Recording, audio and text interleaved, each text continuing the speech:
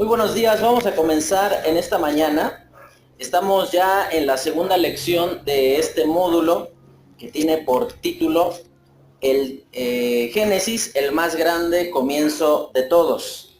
El día de hoy vamos a hablar de engaños, de traición, de quebranto a causa de ese engaño, de esa traición, pero también vamos a hablar de restauración y de cómo, a pesar de sufrir los efectos de haber sido engañado, Dios puede restaurar y puede usar la vida de una persona que vive en un entorno que aprecia o que reivindica esa traición, ese engaño, de tal manera que les es posible vivir de una manera honrosa y santa. El título de esta mañana es El gran comienzo de nuestra salvación, la caída del hombre. Y es sumamente importante en tener un entendimiento claro de lo que la palabra de Dios enseña con respecto a este punto, donde vamos a ver cómo Adán y Eva fracasan en su responsabilidad de honrar al Señor y por medio de su obediencia, y cómo, bueno, sufren ahí los efectos de haber atendido a la voz del diablo en su vida. El principio para recordar dice de la siguiente manera: el fracaso humano y la gracia divina son conceptos que se presentan de manera recurrente, así como el método que permanentemente el diablo usa en nuestra contra. Conocer al enemigo y su estrategia es la única manera de poder obtener victoria en esta constante lucha de agradar al Señor o ser dominados por nuestros deseos, como en el caso de Caín y Abel. Finalmente, Enoc es un ejemplo de que, a pesar de vivir en un mundo caído, es posible vivir en santidad. Y hablamos de cuestiones que son totalmente opuestas: el fracaso humano y, por otro lado, la gracia de Dios. Siempre la gracia de Dios va a estar a disposición de aquel que en fe y en obediencia se acerca a Dios, reconociendo que Dios es la única solución a sus necesidades, y también entender la estrategia que el diablo ha usado desde el principio. Tenemos que reconocer que el diablo innova en cuanto a la forma de presentar aquello deseable a nuestros ojos. Pero el método sigue siendo el mismo desde los días de Adán hasta nuestros días. Y a través de lo que vayamos estudiando en esta mañana, vamos a ver cómo él ocupa tres cosas fundamentales por medio de las cuales él busca la caída del hombre en el pecado. Él sabe que si él logra la atención, que él logra que creamos a sus principios, seguiremos los pasos que él desea, y evidentemente tendremos que sufrir la consecuencia establecida por Dios con respecto a esto. Y finalmente dice allí que Enoc es un ejemplo de que, a pesar de vivir en un mundo caído, es posible vivir en santidad. Lo vamos a estudiar allí en su debido momento y entenderemos que Enoc tenía todos los argumentos para seguir la corriente, para hacer lo que todos los demás hacían, y en lugar de eso decidió seguir los principios de la palabra de Dios y atender a lo que Dios deseaba que pudiesen atender todas las personas de su generación. Y antes de empezar allí a completar, vamos a hablar de aquellas cosas en las cuales hemos sido engañados o que nos han mentido.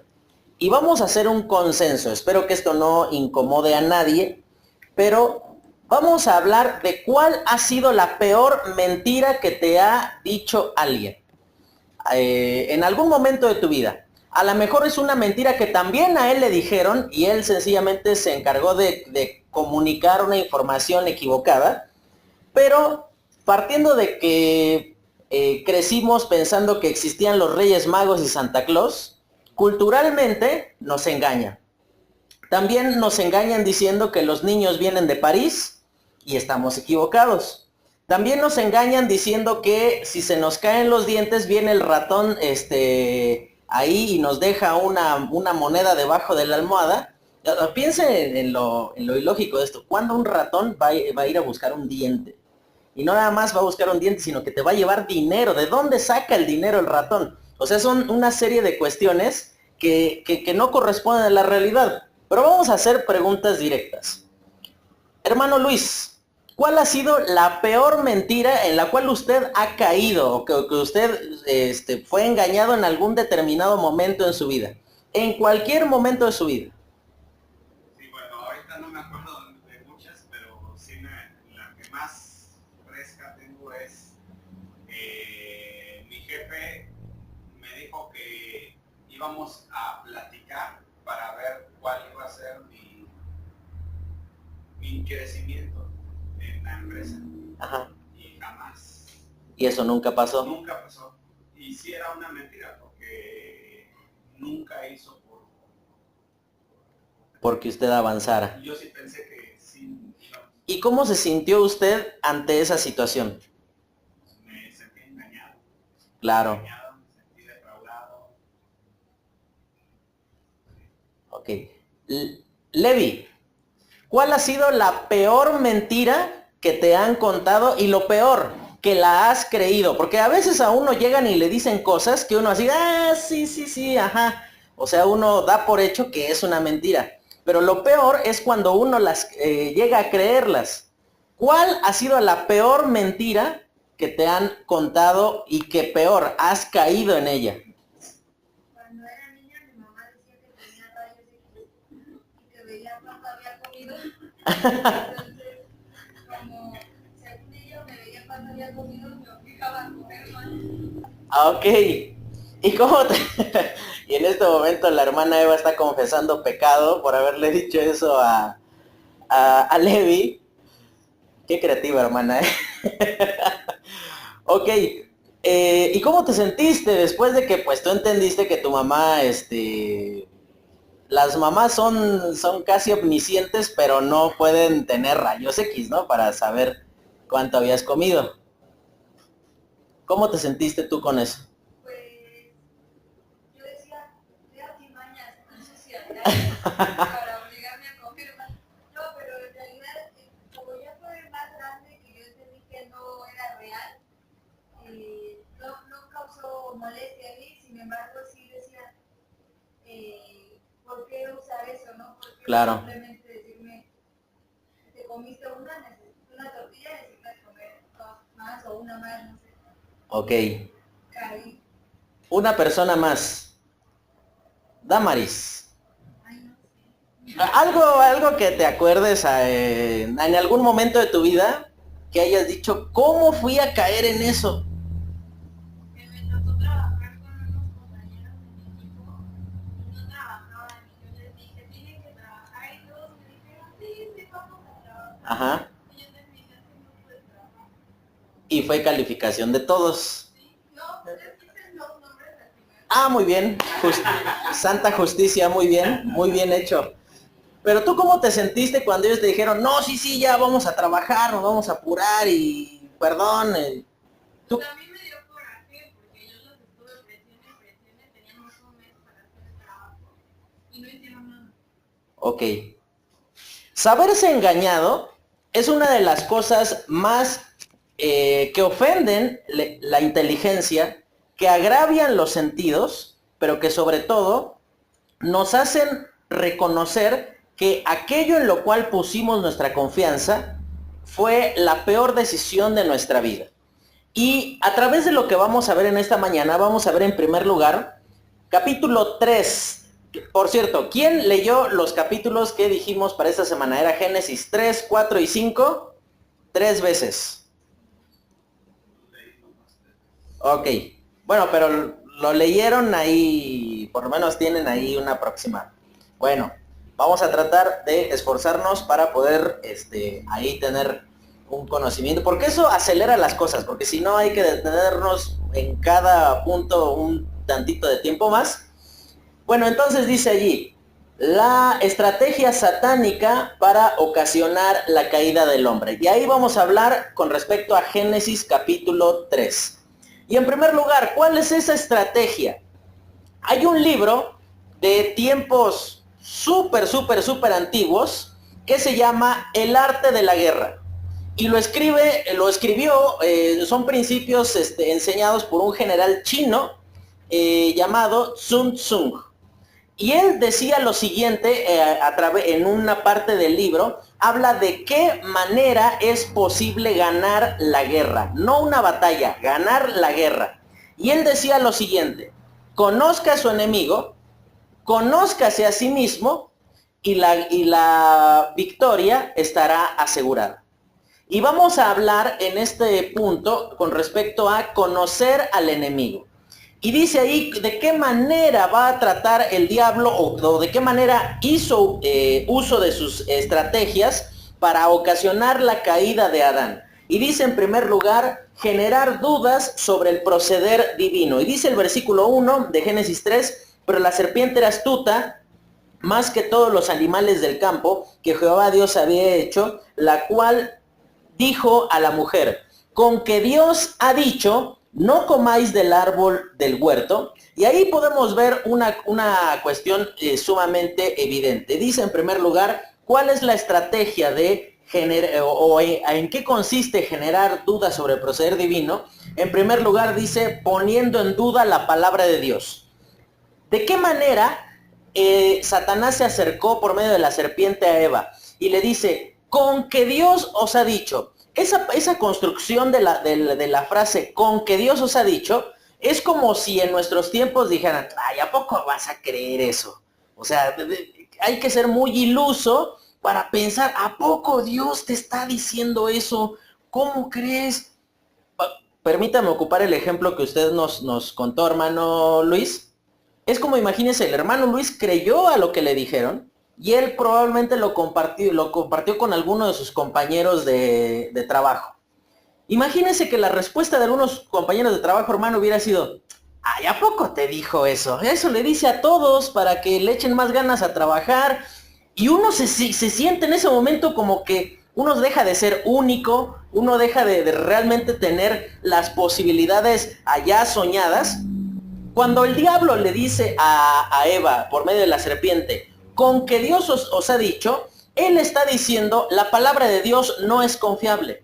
Lo que Dios te está ofreciendo, tendrías que analizarlo bien porque verdaderamente no tiene la razón. Si pensemos en lo siguiente, si la serpiente hubiese llegado diciendo las siguientes palabras, desobedece a Dios, maldícelo y come del fruto para que mueras por siempre, evidentemente Eva en ese momento lo hubiera rechazado así como lo escuchó. Si hubiera ido, le hubiera aventado una piedra o hubiera ido a buscar a Adán, porque era ofensiva esas cosas. Pero fíjense, la estrategia de Satanás siempre será poner en duda la palabra de Dios, haciéndonos traer a la mente pensamientos de que Dios no dice la verdad completamente, o que es un Dios mañoso, pero discúlpeme la expresión, que Él hace uso de estrategias y de cosas para ganar nuestra obediencia, pero que verdaderamente no está dispuesto a cumplir su palabra. Por esa razón, la primera cosa que usted tiene que entender, cuando esté en ese momento siendo tentado, o estén en su mente anidándose pensamientos que atentan contra la palabra de Dios, contra sus principios, tenga en consideración lo siguiente: lo primero que el diablo tratará de hacer será decirle, Dios no dice la verdad. Dios no es alguien digno de confianza. Dios es alguien en quien tú tienes que tomar tus reservas, llévatela muy despacio con él porque pues a lo mejor te engaña. Y la segunda cosa que hace, dice, poniendo en duda ya no la palabra de Dios, sino ahora el plan de Dios. Fíjese lo que dice. Satanás aplicó la vieja estrategia de mete para ver qué sacas. Porque fíjense lo que le dijo. Con que Dios os ha dicho, no comáis, y fíjese lo que está escrito, de todo árbol del huerto. Prácticamente lo que les estaba diciendo, él sabía que Dios no les había dicho eso. Pero ¿por qué el diablo le dice no comáis de todo árbol del huerto? Ahí es como si él estuviese poniendo en duda la bondad de Dios, diciendo, Dios desea que te mueras de hambre. Dios te tiene aquí trabajando, Dios te tiene guardando el huerto, pero no te quiere dar de comer. ¿Qué Dios malo que tienes? ¿Qué Dios malo el que te puso en este lugar? Poner en duda el plan de Dios cuando dice ahí, no comáis de todo árbol del huerto. Y lo primero que ocasiona en Eva, aprovechando la curiosidad natural de las mujeres, y esto lo quiero dejar bien en claro, no podemos decir que Eva era una chismosa y que Eva es... Ella naturalmente dio una respuesta diciendo, no. Dios dijo que podíamos comer de todo el árbol del huerto. Y ahorita vamos a hablar de algo con respecto a la respuesta de Eva. Pero el primer paso de la estrategia del diablo es generar dudas sobre el proceder divino. Y esas dudas atacan a la palabra de Dios y al plan de Dios. Una vez que el diablo ganó la atención de Eva, él tiene la mitad de la batalla ganada. Y eso es lo que usted tiene que entender, hermano. En el momento en el que usted comienza a considerar o a tener ahí, a contemplar esos razonamientos para ver qué tan certeros o qué tan faltos de verdad son, usted ya tiene la mitad de la batalla perdida. Usted está brindando su atención a lo que nunca tendría que contemplar o que considerar en sus pensamientos.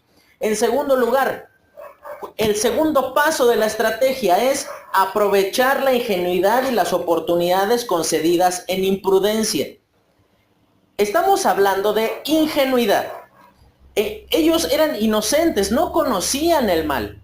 Pero fíjense la respuesta que da esta mujer después de que el diablo pone en duda el plan de Dios diciéndole, no coman de todo árbol del huerto. Y le dice, versículo 2, y la mujer respondió a la serpiente, del fruto de los árboles podemos comer, pero del fruto del árbol que está en medio del huerto, dijo Dios, no comeréis de él, ni le tocaréis, para que no muráis.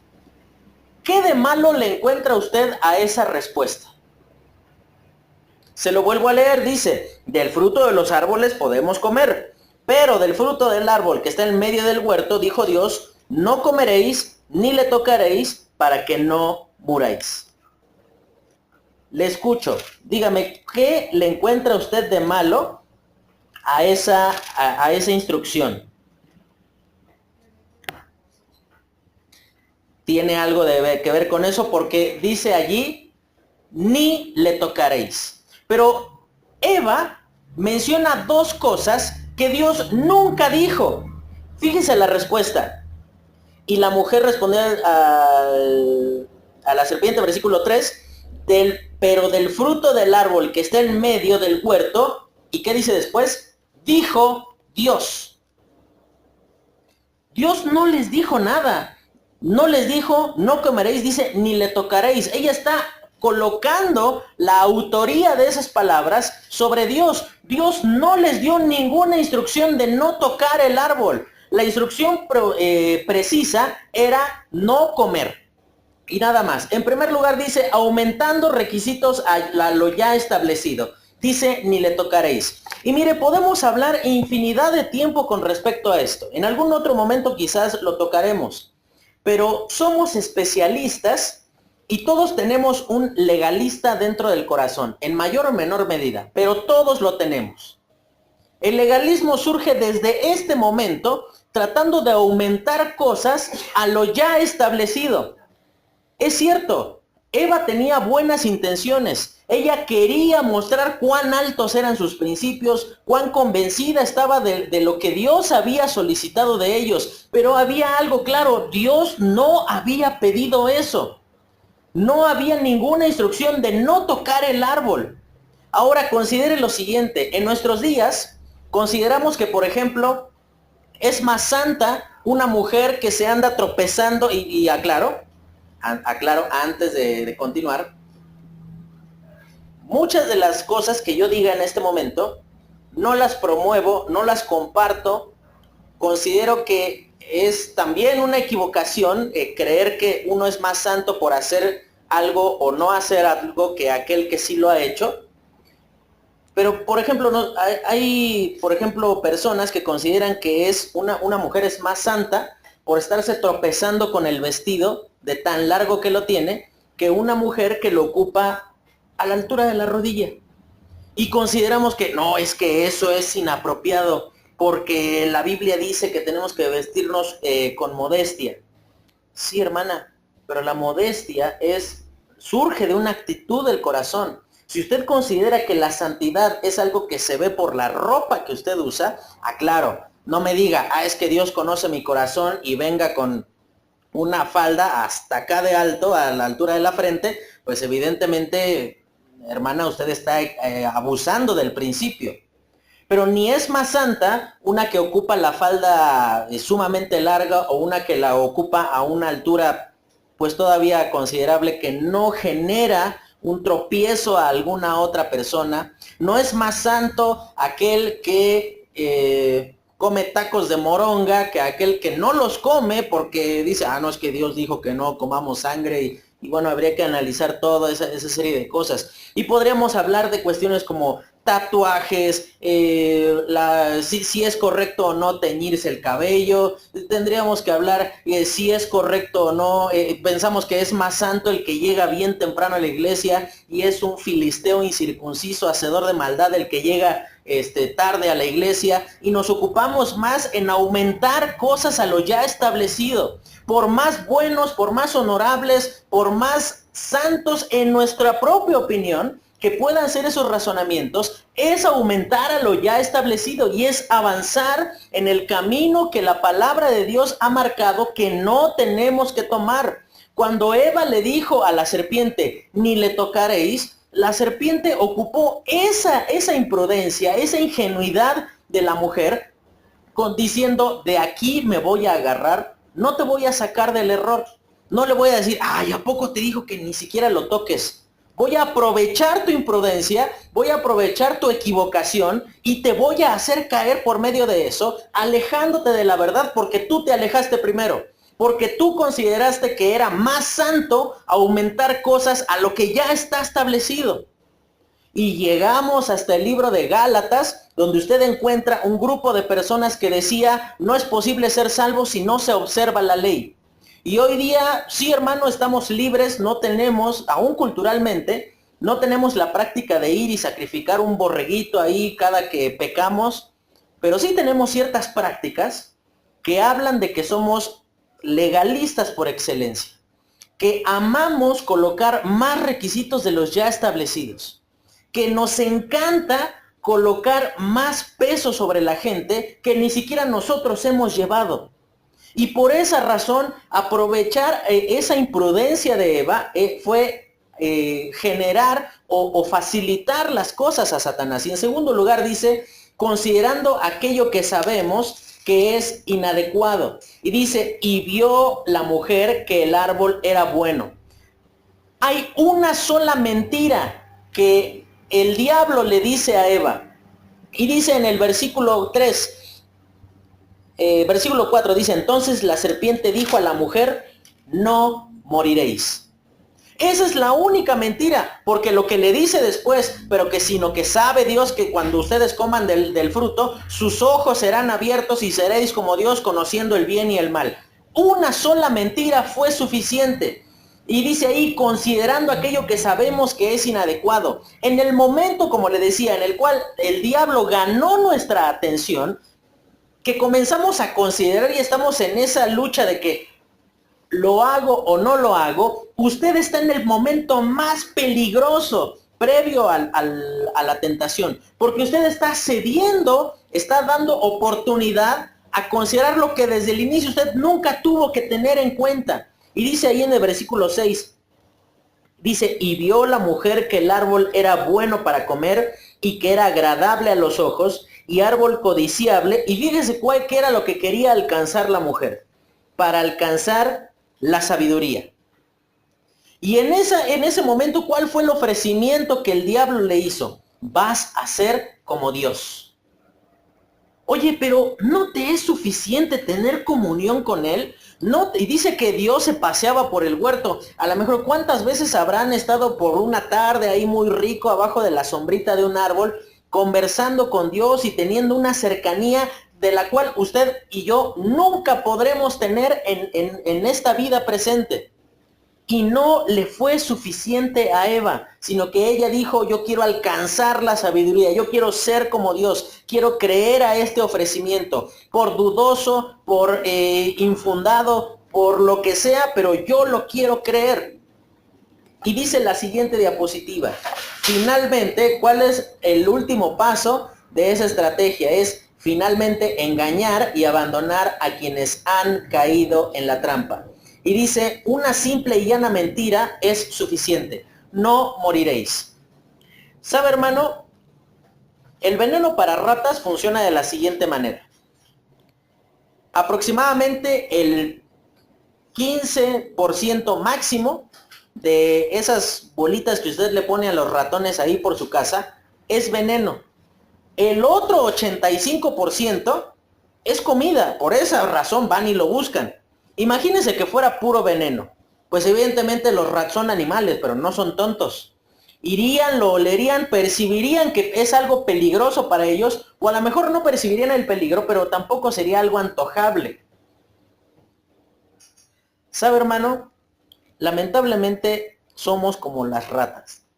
Decimos, pues no está tan mal, no hay tanto riesgo, no es algo tan incorrecto. Es algo que pues podemos manejar y de cierta manera podemos acomodarlo y pues que nos sea beneficioso. Dice, una simple y llana mentira es suficiente. Le dice, no moriréis.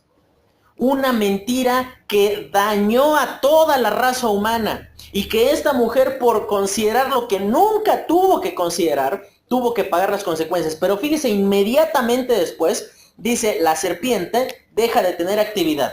Yo me imagino que en ese momento, cuando la serpiente vio que Eva comenzó a contemplar el fruto y que extendió sus manos para tomarlo, ella dijo, listo, vámonos, porque yo terminé aquí. Y esa es la característica del diablo. Él siempre abandona a los que creen o confían en él. Y por esto no me refiero a que si alguien es un satanista o no. No me refiero a alguien que le rinde culto al diablo, así. Me refiero a alguien que crea sus argumentos. El diablo siempre va a abandonar a los que confían en sus razonamientos. Siempre lo va a hacer. Te engaña, te engatusa ahí con una serie de principios donde dices, pues está bien. Y en el momento en el que tú estás yendo camino allá, ya te abandonó. Te dejó regalado a tu suerte, porque imagínese, dice que inmediatamente, vamos a ver la siguiente diapositiva, dice la intervención de Dios ante la caída. Dice, emitiendo juicio y maldición. Y dice en el versículo 14, y Jehová, Dios dijo a la serpiente, por cuanto esto hiciste, maldita serás entre todas las bestias. Y no nos vamos a detener en cada una de las partes de la maldición, porque eso ya lo vimos en el módulo pasado. Pero Dios dice que se paseaba por el huerto. Eso usted lo ve en el versículo 6, 7. Dice, entonces fueron abiertos los ojos de ambos y conocieron que estaban desnudos. Entonces cosieron hojas de higuera y se hicieron delantales. Y ellos comenzaron ahí, se sintieron avergonzados por lo que habían hecho. Y dice, y oyeron la voz de Jehová Dios que se paseaba en el huerto al aire del día. Esto es como cuando te encargan que le prendas al pollo cuando tu mamá se va a hacer ahí alguna cosa y escuchas que se abre la puerta y en ese momento quieres ir y poner el pollo y quieres que hierva en 3 segundos para que esté listo para lo que te encargó tu mamá. Y yo me imagino a Adán y a Eva, escucharon la voz de Dios y corrieron a esconderse ahí detrás de algún árbol bastante grande. Y eso es lo que hicieron, dice que se escondieron de la presencia de Dios porque ellos supieron que estaban desnudos.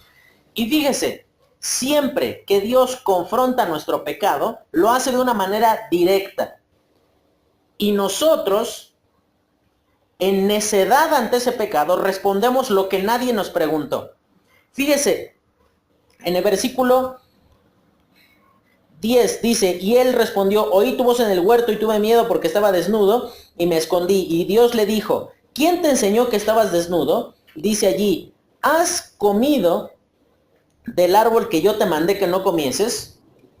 Aquí Dios no le preguntó quién te dio del árbol, no le preguntó a Eva quién te engañó para que comieras. La pregunta fue concisa, ¿has comido del árbol? Y ahí lo primero que atinó a decir Adán, la mujer que tú me diste. Prácticamente la respuesta, ¿sabe cuál fue? Dios, tú tuviste la culpa. ¿Quién me trajo a la mujer? ¿Quién la puso aquí conmigo? Ah, entonces culpa de quién es. ¿Se da cuenta la necedad, la insolencia de Adán en este momento? Prácticamente dice, pues si yo pequé es por tu culpa. Cuando evidentemente entendemos que no es de ese modo, de ninguna manera.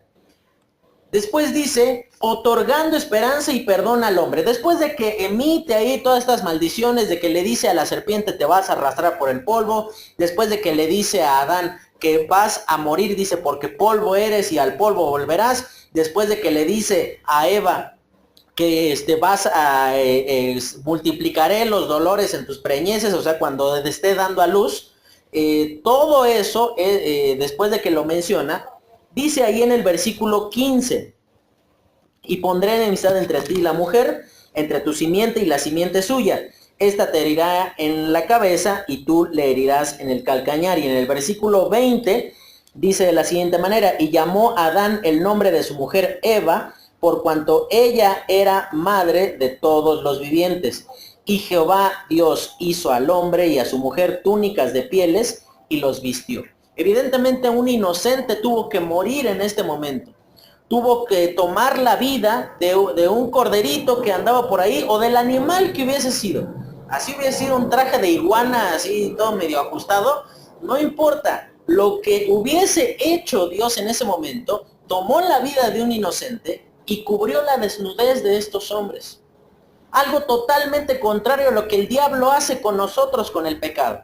El diablo nos engaña, caemos en él, ¿y qué es lo que hace? Te abandona, te deja a tu suerte. ¿Y qué es lo que hace Dios con nuestro pecado? Te toma de en medio de la porquería en la cual nos encontramos y te viste, te perdona. Eso es entonces la muestra de cómo Dios obra en beneficio de esto. Y ahí vemos también un acto de fe de Adán. Después de haber caído, después de haber sido condenado a morir física y después de haber muerto espiritualmente, él dice, ella va a ser la madre de todos los vivientes. Él está haciendo un acto de fe, está reconociendo que Dios, a pesar de haberles castigado, de haberles juzgado por causa de su pecado, era un Dios que podía preservarles en medio de su juicio. Y pasamos al segundo punto, donde vamos a hablar ya de Génesis 4, donde vemos dos pecadores ante Dios con actitudes diferentes. Vamos a ver a Caín y a Abel. Comienza el capítulo 4 hablando de que Adán y Eva concibieron a dos hijos. El mayor era Caín, el segundo era Abel.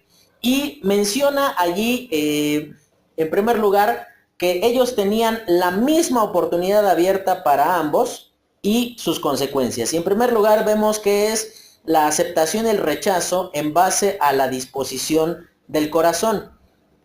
Y dice en el versículo 4, capítulo 4, versículo 2,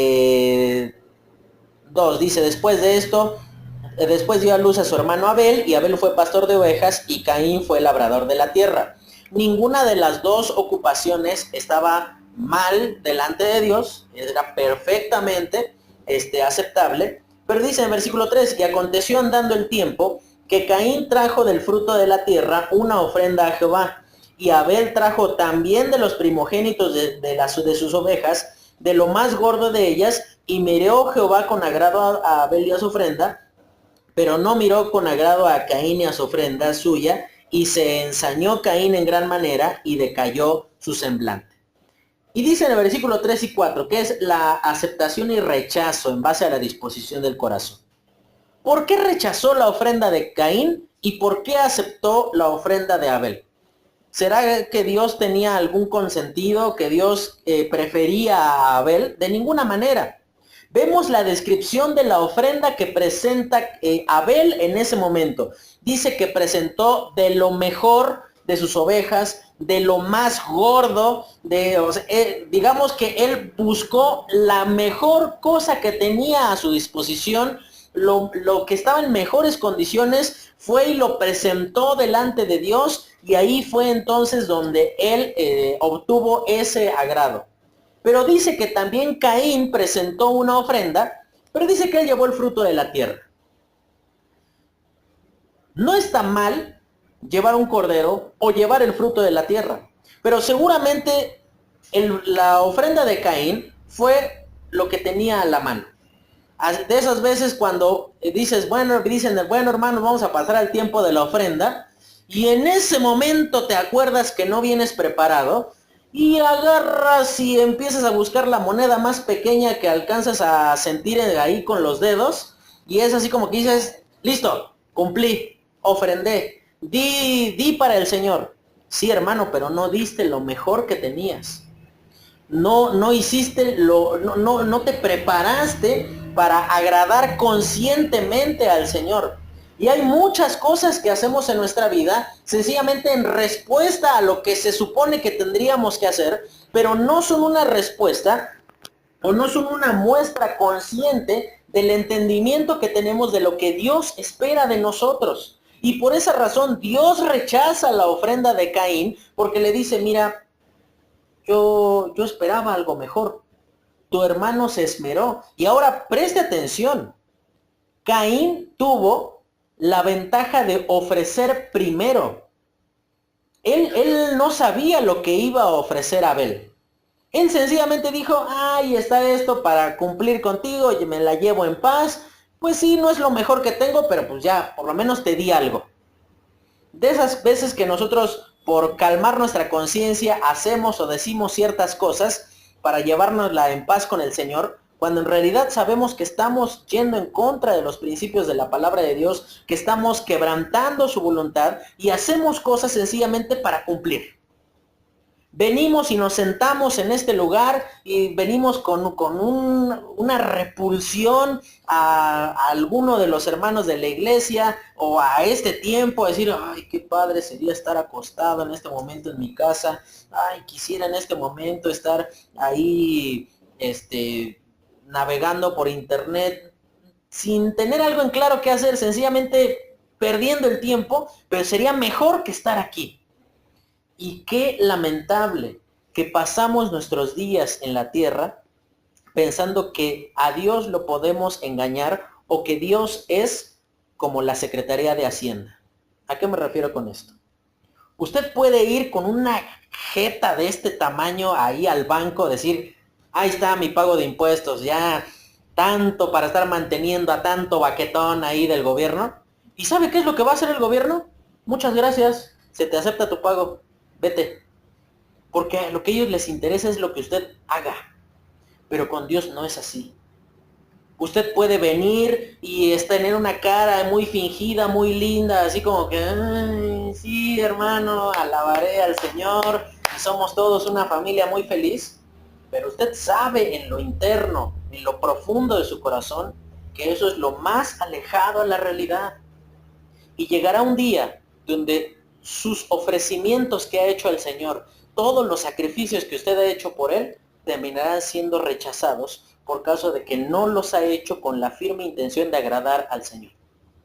Y dice la siguiente, dice ahí, honra y deshonra a base de la indisposición a cambiar. Y dice el versículo 5, que Él miró con desagrado la ofrenda de Caín, y que miró con agrado la ofrenda de Abel.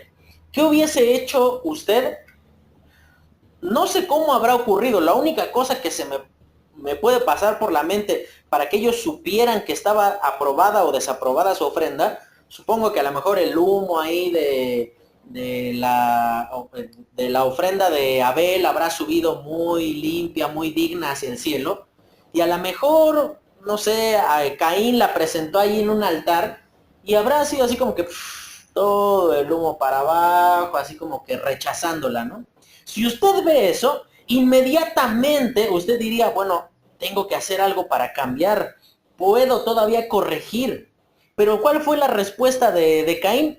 Se dice que se ensañó. ¿Qué significa ensañar? Es decir, que hizo un coraje de aquellos, o sea que que se aferró tanto a sus razonamientos y dice, y decayó su espíritu.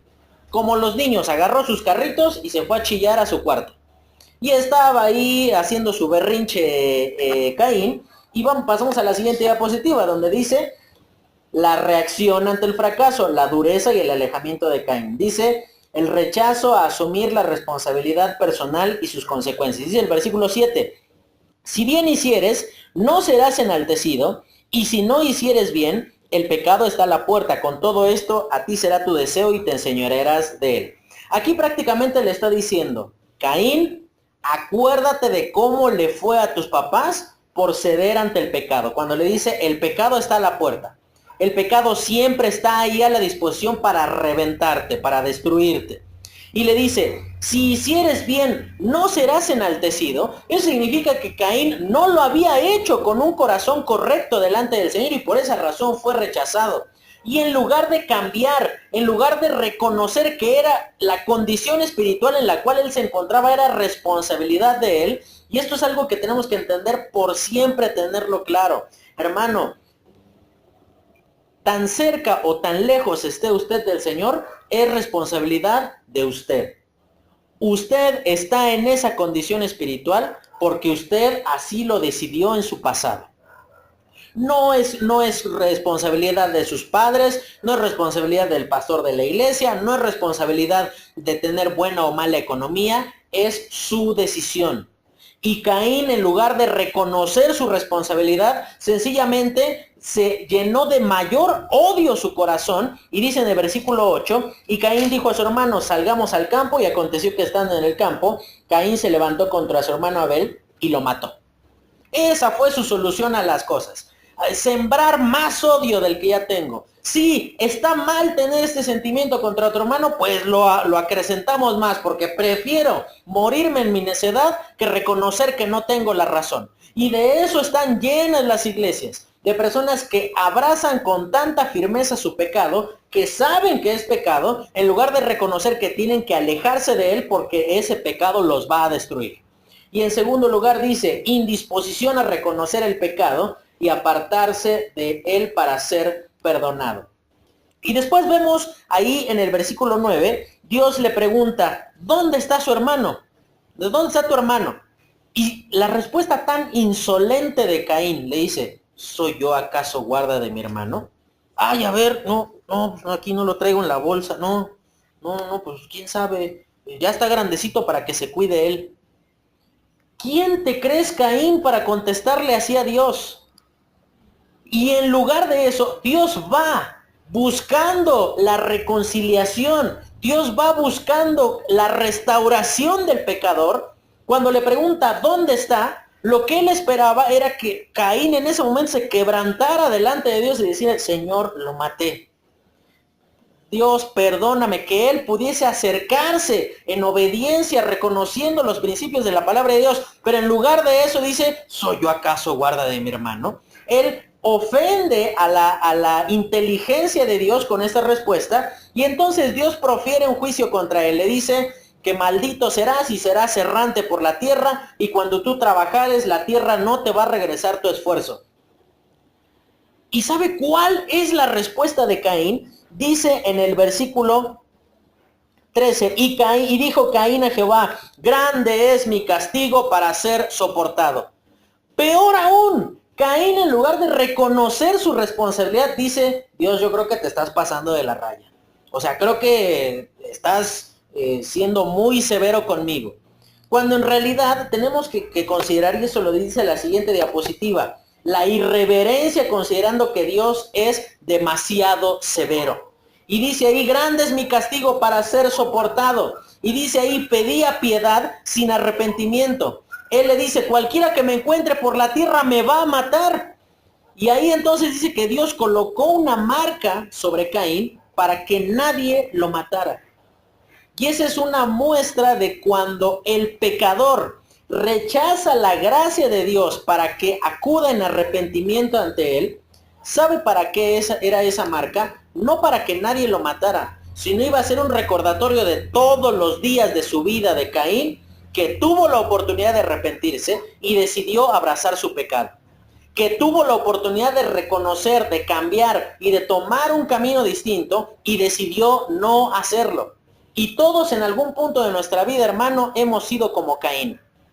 Sabemos que estamos incurriendo en algo que es desaprobado por Dios. Sabemos que estamos haciendo algo que no puede ser bajo ningún punto de vista aceptado por Dios. ¿Y cuál es nuestra respuesta a Dios? Grande es mi castigo para ser soportado.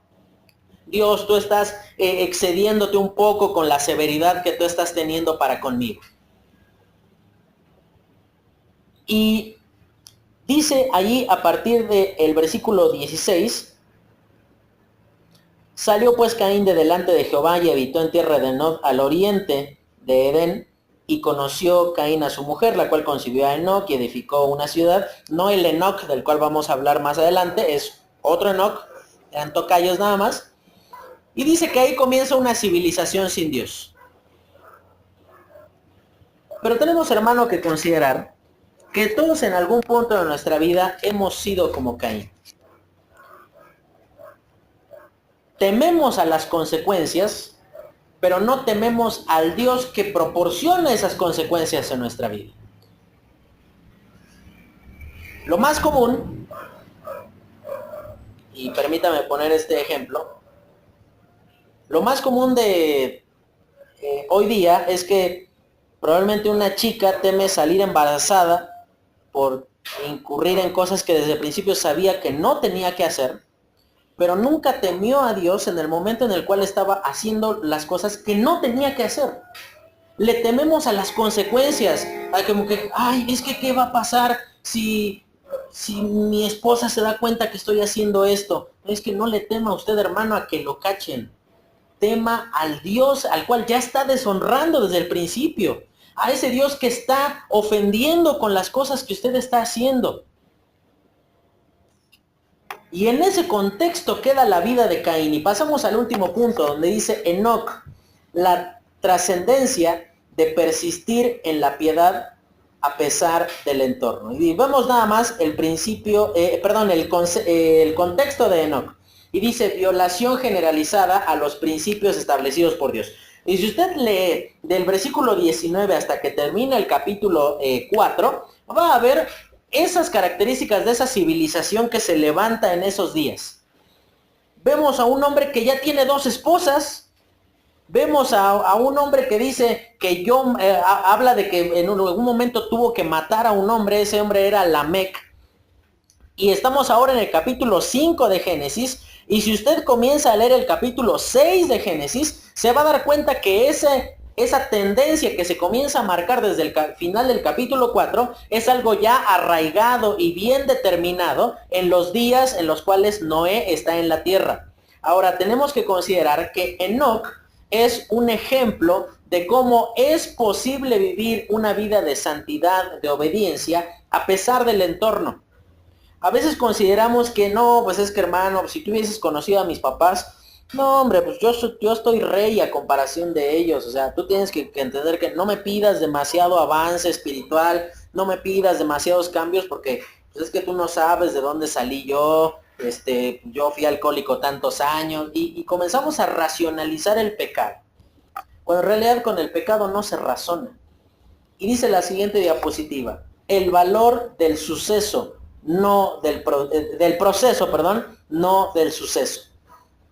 Y dice ahí, van a ver 2 aspectos con respecto a eso. El primero dice, constancia, obligación hacia las nuevas generaciones. Y dice Génesis capítulo 5, después de que hace todo un listado de los antecesores de Enoc, hay algo que llamar la atención.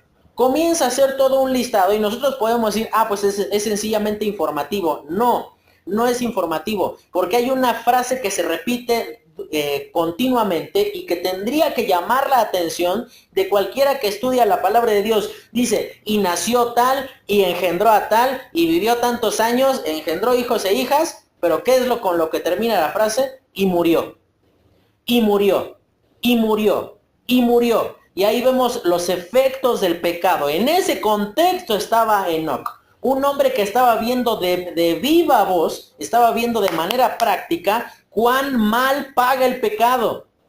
Y llega allí el versículo 19, dice, y vivió Jared, después que engendró a Enoc, 800 años, y engendró hijos e hijas, y fueron todos los días de Jared 962 años, y murió. Y dice, y vivió Enoc 65 años, y engendró a Matusalén. Y caminó Enoc con Dios después que engendró a Matusalén 300 años, y engendró hijos e hijas. Algo ocurrió.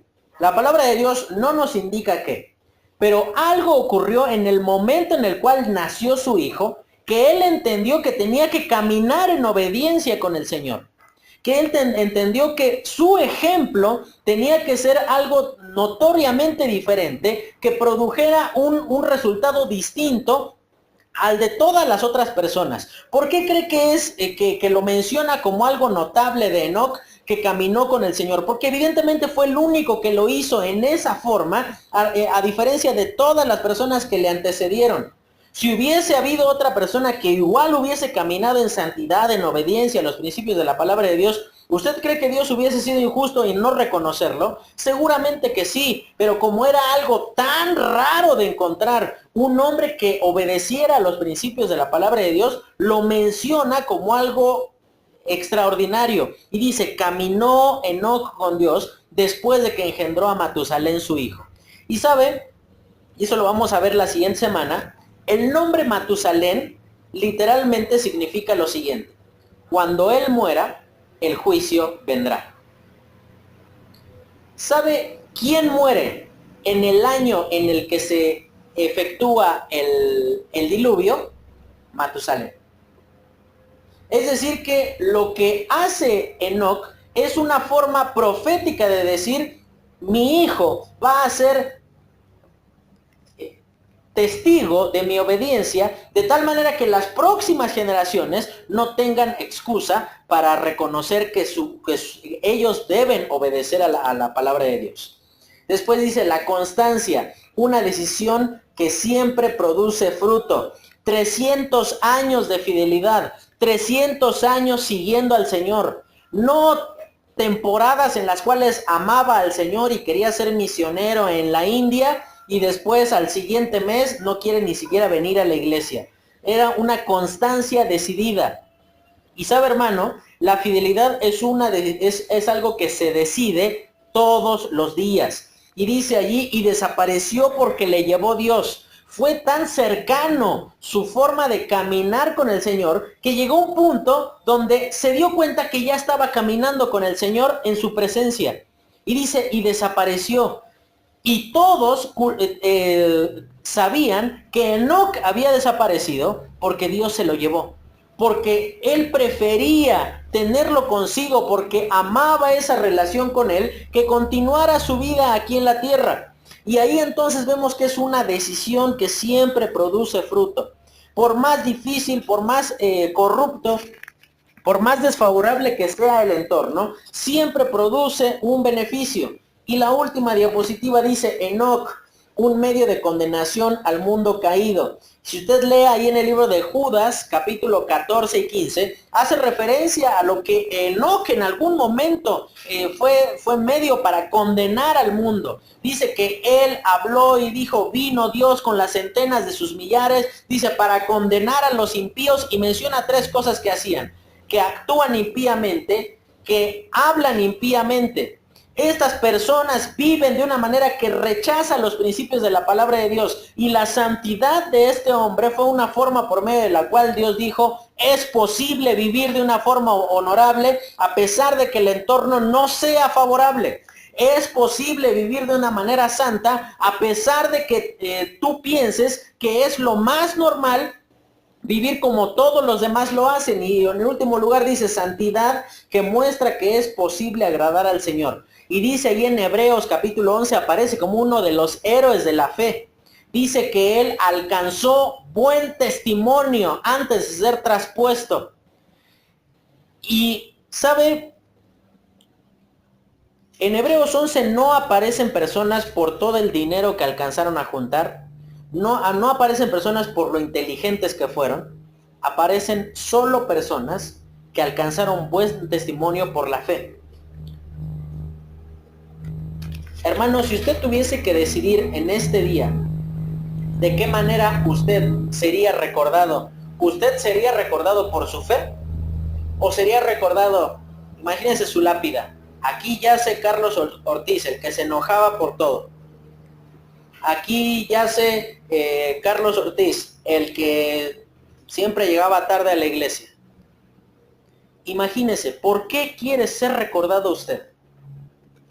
Quiera Dios que nuestros días puedan terminar, como lo dice Hebreos 11:5, y alcanzó buen testimonio antes de ser traspuesto. Porque a final de cuentas en eso concluye nuestra vida, que alcancemos buen testimonio. Ahí está el versículo que vamos a memorizar. Es: caminó pues Enoc con Dios y desapareció porque le llevó Dios. Vamos a orar entendiendo cuán necesitados estamos de que su palabra impacte nuestra vida y que tengamos la capacidad de tomar decisiones apropiadas a tiempo y no como Caín, que consideramos que Dios tiene que adaptarse a nuestras decisiones. Señor, te agradecemos por lo bueno que eres con nosotros. Gracias, Dios, por tu palabra.